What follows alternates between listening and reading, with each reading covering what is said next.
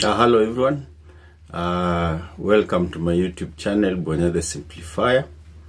I know some of you will be wondering why maybe I put a picture of the president and bishops as my background. I put this picture as my background because it's the basis under which I will predicate my conversation today. I want to talk about this photo because I've seen that President met 96 bishops at State House to deliberate on the ongoings in the country. I don't know who told the President that the issue we have is a prayerful one that need prayers. This is the wrong way. This is one of the worst move that a president can do. We don't need prayers, we need action. There are problems that need prayers, there are problems that need action. When you have economic crisis, you don't need prayers. You need action. You need to do something to salvage the situation. When it's raining, you don't pray, you look for an umbrella. So let the president not hide behind prayers, behind these bishops. We need action from him. There is something he's not doing, and he needs to be told the truth. This country needs action. President Kibaki was an economist. He did things that were required to move an economy forward. For them, they are doing, it is retrogressive. They are tolerating corruption. There are too many evils in this government. Nothing is happening. They've borrowed too much, and yet we are not seeing anything on the ground. They've interfered with all the systems that the former president, Uhuru Kenyatta, left. NHIF, the education sector, almost every sector. When a new president comes in, you don't overhaul everything that was in place and then start afresh. Then you will be in trouble. You retain those that you think they are working, and maybe improve on those that are not working. Otherwise, you will have problems in running the country, and that's why we are here. That's why we have issues. They cannot solve them because they almost removed everything.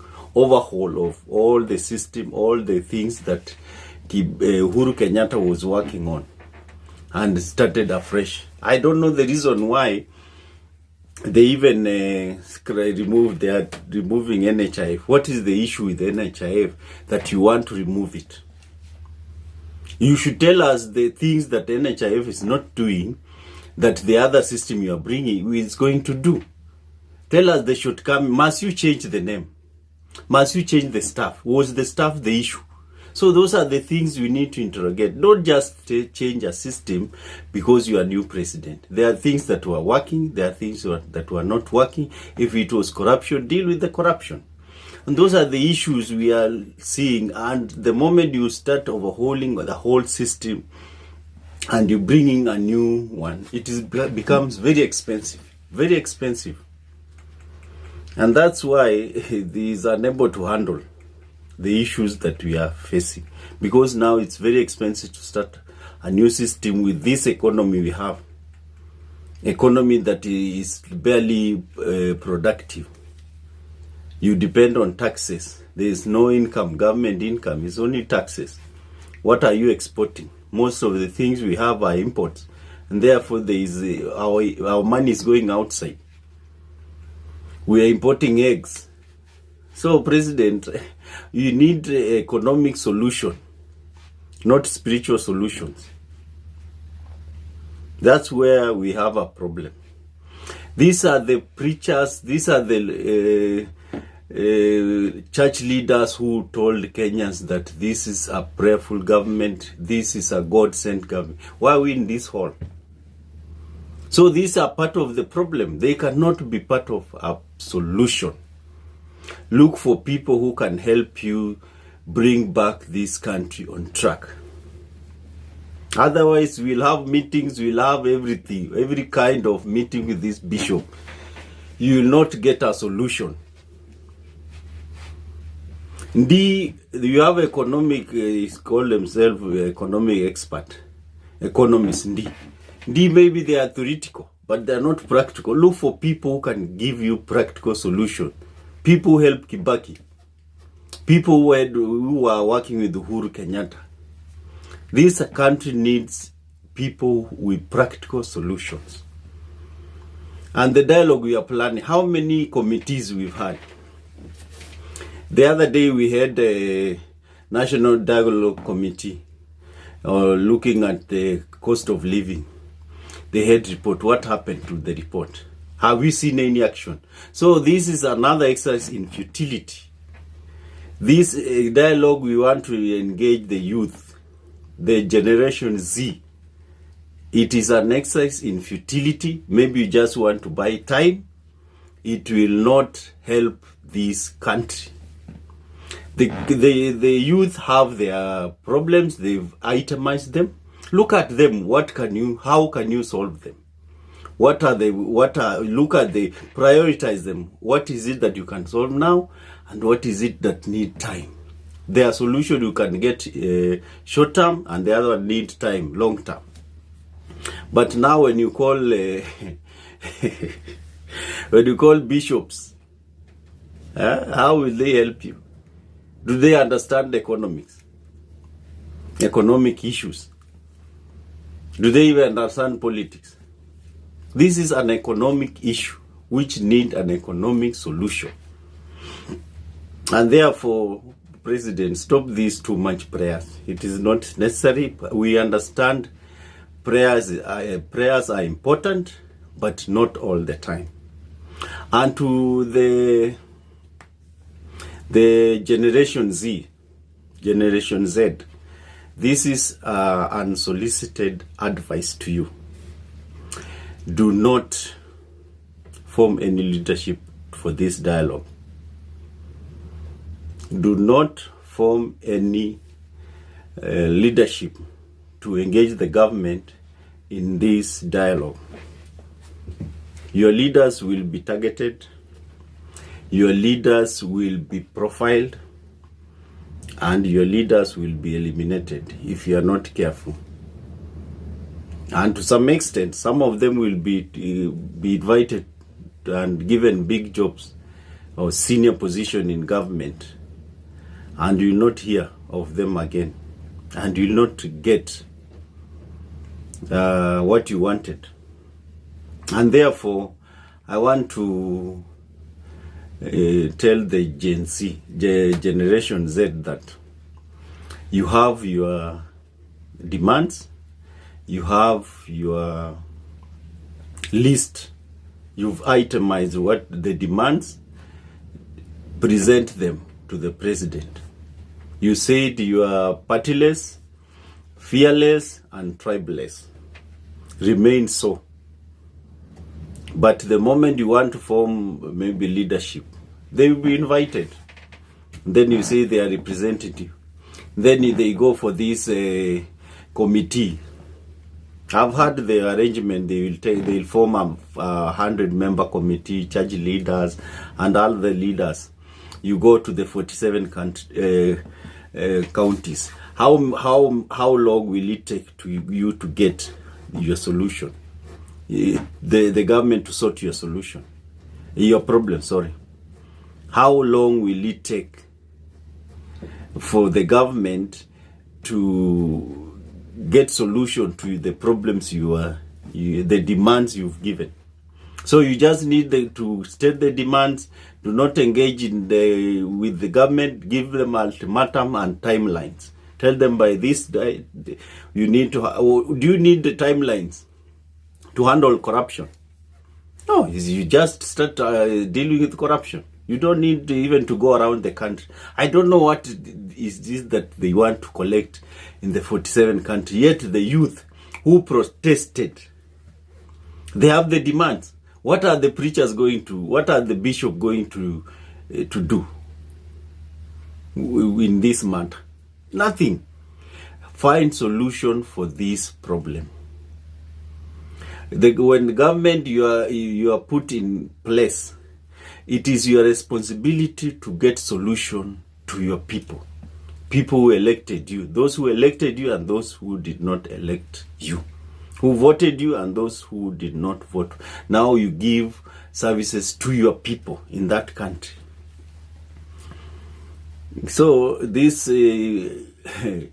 gimmicks of prayers, I don't know what, has led us to where we are. Get solution to Kenyans. Gen Z, stick to your demands. This is unsolicited advice. Stick to your demands. Do not form any leadership. They will be eliminated or they will be absorbed in the system. And you go back to the street.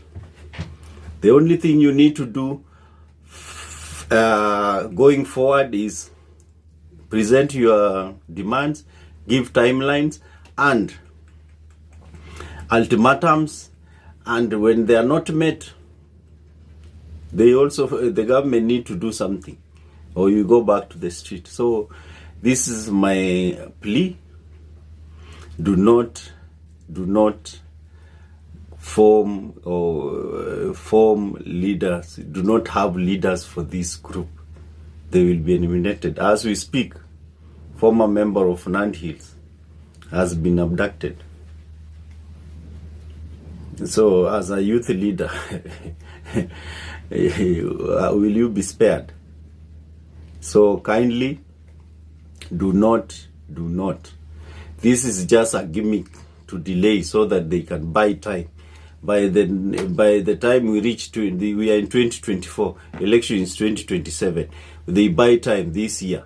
Next year they start saying we are looking at this, we are writing report, and time goes. You will not get any solution to the demands you've put forward to the government. And therefore it's a wake-up call. And the preachers and the church leaders, you purport to midwife in certain instances. But are you honest? Are you honest in what you are telling the president? Are you honest in what you are doing? This is the problem. You go there with your own agenda, or you hijack the agenda of the youth or any other people, and you purport to be a church. When these young people were demonstrating, where were you? When this bill was being passed, where were the church leaders? When the youth Generation Z were being shot at on the street, where were the church leaders? Where were the bishops? But today they want to tell Kenyans they are going to the president to midwife this process. Did they have any demands to the president? It is the youth who should push this agenda. They know why they were pushing, they were protesting, not the bishops. So these bishops, I know the president is assembling an arsenal, a team that will deal with these issues, so that they come and guilt trip the leadership, the youth leadership. They gaslight them with prayers, and then these people will even now forget why they were there, why they are there, and we forget about these issues. And therefore, Generation Z, do not relent in your push. Do not relent in your push for reforms in this country. In conclusion, I've seen the demands. I don't know how true it is, but the demands by the youth. They are 14. I saw on the social media about scrapping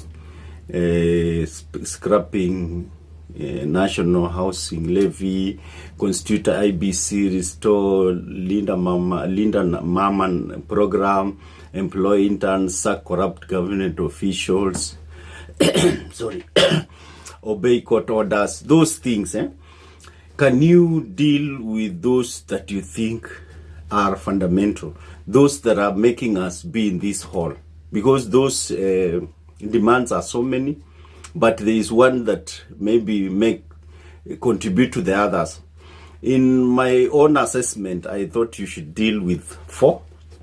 One of them, demand the government to stop corruption, deal with corruption decisively.